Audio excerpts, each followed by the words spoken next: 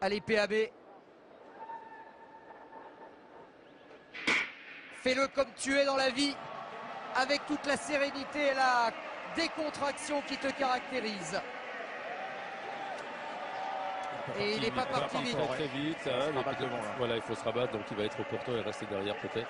C'est Solomon peut-être qui va prendre la direction des opérations, le meilleur performeur mondial de l'année, alors que Pierre-Ambroise va suivre comme son ombre Aman.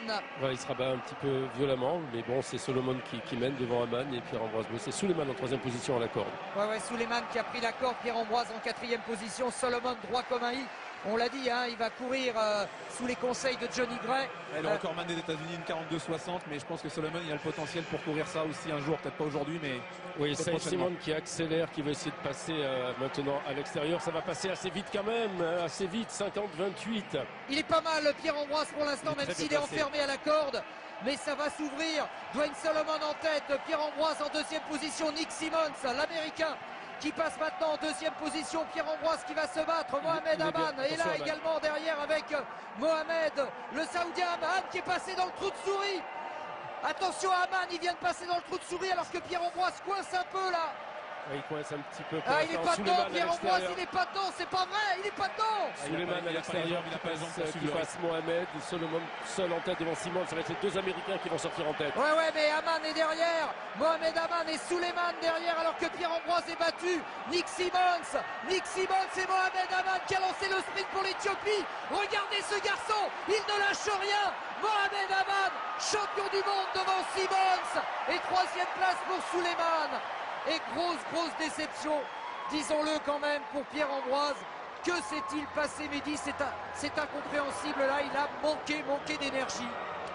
Ouais, la difficulté sur ce genre de compétition, c'est les 3 tours. Voilà, Pierrot a 21 ans, première expérience. C'est vrai que l'entraînement est difficile, vraiment difficile à gérer à son âge. Peut-être un manque d'aérobie, récupération. Mais encore une fois, on parlait de la nouvelle pépite du 800 mètres dans votre reportage tout à l'heure. Je pense que c'est tout simplement la pépite du 800 mètres. On n'a jamais eu un coureur aussi talentueux que lui. Il faut simplement lui laisser les années. Je pense que dans 2 ans, ce sera déjà une autre histoire. Là, pour le coup, lui qui aime perdre, il est servi et là, il va pouvoir repartir complètement à zéro, remettre tout à plat.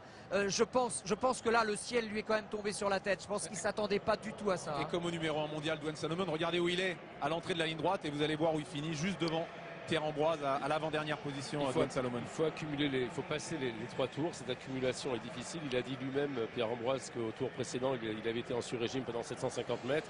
Mohamed Aman, même s'il est plus jeune, il a pratiquement le même âge à un an près, a beaucoup plus l'habitude d'accumuler cela. En tout cas, il y a un truc, Aman, c'est une bête de compétition. C'est extraordinaire la façon dont l'Éthiopien, je ne sais pas si on va le revoir, il rentre dans un trou de souris à un moment. Hein. Oui. Il arrive à se glisser et là, sa dernière ligne droite, elle est exceptionnelle. Exceptionnelle, mais il faut aussi dire que Pierre-Ambroise a très bien couru. Il n'a rien à se reprocher au niveau tactique, c'est uniquement au niveau physiologique. Aujourd'hui, il était moins fort.